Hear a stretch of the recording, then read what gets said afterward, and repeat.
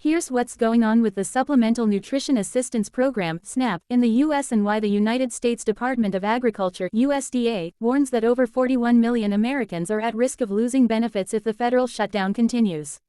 What is happening? The U.S. federal government has been in a shutdown since October 1, 2025, due to a failure in Congress to pass stopgap funding. According to USDA communications and letters to states, the SNAP program will not issue new benefit payments for November if the shutdown persists. USDA's notice that, at this time, there will be no benefits issued November 1st, reflects that the contingency reserve funding cannot cover a full regular month of SNAP benefits without new appropriations. The number of people relying on SNAP is over 41 million, the USDA policy memos and multiple news outlets cite this figure.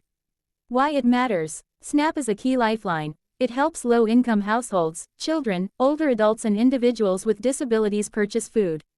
If the November payment doesn't go out, those households may face food insecurity, hunger, have to rely much more on charity, food banks or state emergency aid. States are already warning residents. E.g., in Texas or Massachusetts, state officials say their SNAP benefits issuance depends on federal funding returning. What's causing the shortfall? SNAP is fully federally funded for benefits, so when the federal government stops appropriating funds, the program cannot continue issuing new benefits beyond whatever reserves exist. There are contingency funds, multi-year contingency funds, that can be used in a lapse in appropriations, but according to USDA the available contingency funds are not sufficient to cover a full month of regular benefits in November. USDA's internal memo says the contingency fund is not available to support FY 2026 regular benefits because the appropriation for regular benefits no longer exists. Political stalemate in Congress is the root. Appropriations bills are stalled, so agencies like USDA must assume they lack funding for the next month.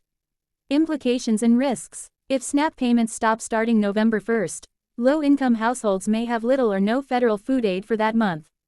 Some states may attempt to use state funds or emergency declarations, but USDA has indicated states will not be reimbursed for covering SNAP benefits without federal funding.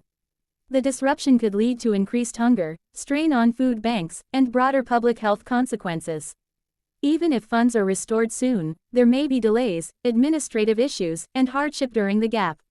What to watch? Whether Congress reaches a funding deal or passes a continuing resolution that restores SNAP funding. Whether USDA or another federal authority uses contingency funds to bridge the gap, though currently USDA says it deems those funds not available for full monthly disbursement. State-level actions. Some governors have declared emergencies for hunger relief and food bank support. How quickly benefits resume once a funding deal is reached, whether there will be back payments, delayed issuance, etc.